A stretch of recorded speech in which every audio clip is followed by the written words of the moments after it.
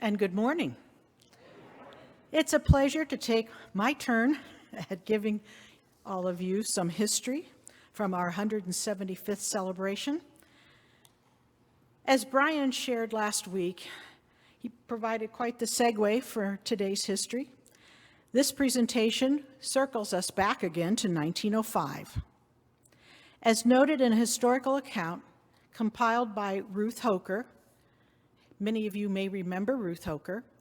She did an excellent job of taking taking extra excerpts of minutes from the era of consistory minutes that took place in the building of this stone church.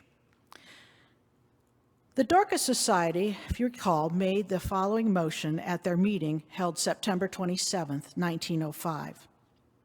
That this society buy a new pipe organ before Central Synod meets in our church September 9th, 1906, to celebrate the 25th anniversary of its organization in this church.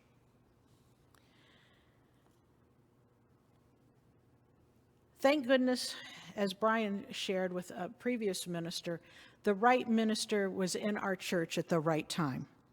The minister to receive this bold challenge was Reverend Daniel Burkhalter. And also, thank goodness he had a couple of years under his belt before serving as our minister for this project. He and the trustees took the challenge from the Dorcas Society and held a trustee meeting to determine how to present this offer at the church's annual business meeting. And in those days, business meetings were held at the church for the congregation on January 1, New Year's Day of 1906. A decision was not made at that meeting. Thus, another meeting was held 2 weeks later. At the second meeting, the decision was made to form a Ways and Means Committee. Again, a little bit of uncertainty on where to go next with this offer from the Dorcas Society. But they were determined at this point to start planning to fund a new church. Reverend Burkhalter not only led the congregation through the construction of the new stone church, but also started our church newsletter, The Visitor, and support for foreign missions. He also wrote the first book of our local church history from the 1840s to 1911. A copy of that is in the display case back in the hallway. Slide number 3.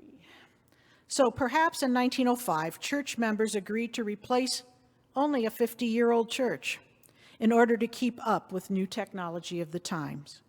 Because at this time, automobiles, the telephone, and indoor plumbing had been invented. The brick church did not have parking spaces for automobiles, nor did they have indoor plumbing.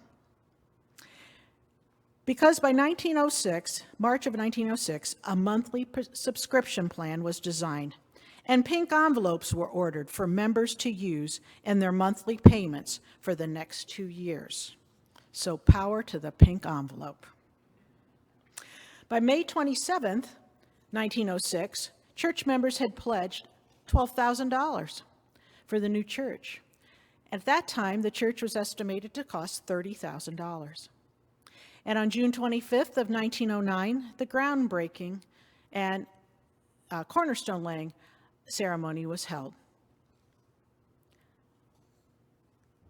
During the construction process of 1909 and 1910, services were held at the Presbyterian Church and later in the new church basement. Sunday school was held at the Armory, which at that time was located on Harding Way East, where the city building is today. By 1909, women were asked to be on the building committee to assist with fundraising. Until this time, membership of consistory and the building committee was all male. The new pipe organ contract was signed with an organ company in Cleveland. It was to cost $3,000.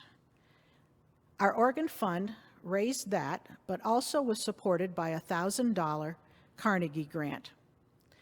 Actually, it was $2,000 was raised by the members of the church with the $1,000 Carnegie grant. the same grant funding source that funded the building of our public library. The stained glass contract was an art glass company in Columbus. All of these windows were to cost $1,500. As you will notice, as you read the windows that have inscriptions, most of them the money was raised through dedication, and I had taken a picture of one of them back here from the Eichhorn family. The ones on our west side were by the Berger family, who was actually Rosina Fries. She was a Berger before she married Egbert Fries. But many other families also donated to the window and to the window fund. Final fundraising efforts must have stalled out a bit as Reverend Burkhalter continued to encourage the congregation to work for the new church. These encouraging words were written in the November 10th issue of The Visitor.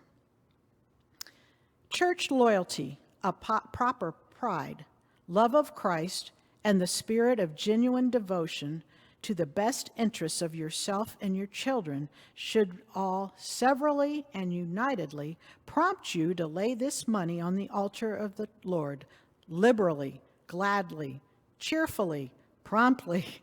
It is your church and your children's church after you. Let us rejoice and be glad for this wonderful work for God. Pretty profound statement in The Visitor that month. As you notice on the west side of our church and around the sanctuary, there's still several items that we treasure.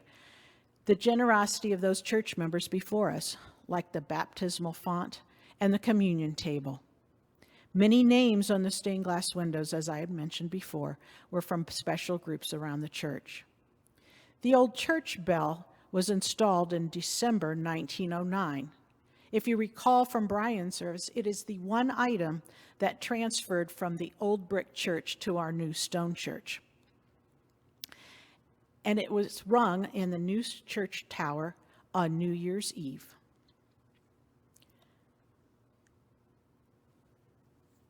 Finally, it was church dedication week.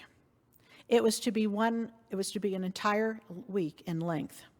The first Sunday, June 19th, if you can imagine, over 1,200 people attended the church service. The church was only built to house about 750.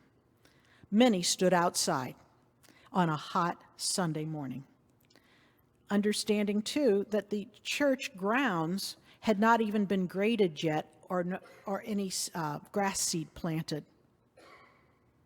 That Sunday, another $6,000 worth of pledges were taken in. On the final dedication Sunday, which was June 26th, a Pentecost Sunday, there were 20 children baptized and over 400 people took communion.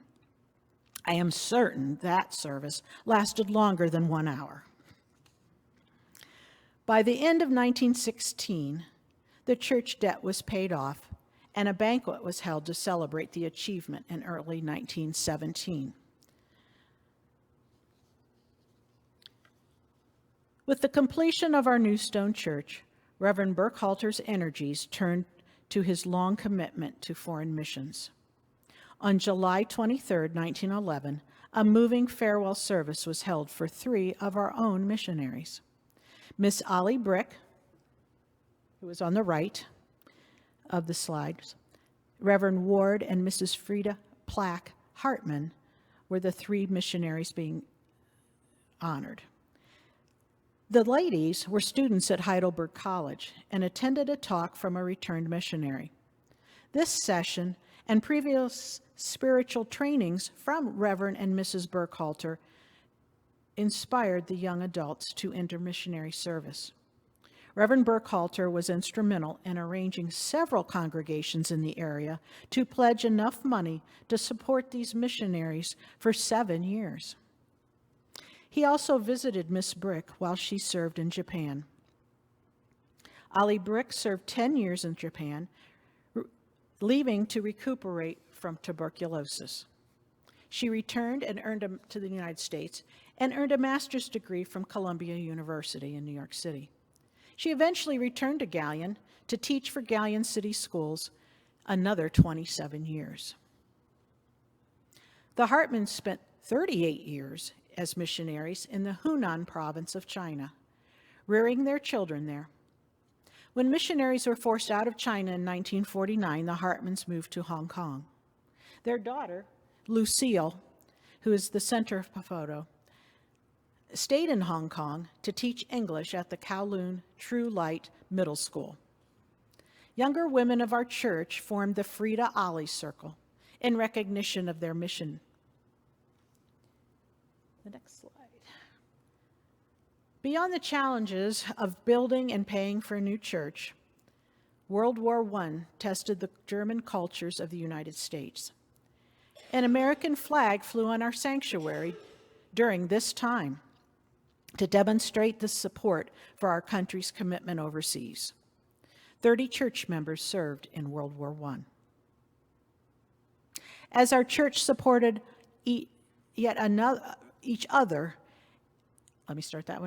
As our church supported each other and the local community during the Depression, World War II directly impacted our congregation again. 125 service members were involved across the world in all branches of the military. Monthly letters were mailed to all of those serving. Only one, Gail Schreiner, lost his life in a battle in Okinawa. He was an accomplished violinist and played in our church orchestra. He was from the class of 1942 from Galion High School. The flag that is hanging here today in the sanctuary was made during this era and noted his loss with a special star that you will see in the lower half of the flag towards the center. His parents donated a set of chimes in Gail's memory.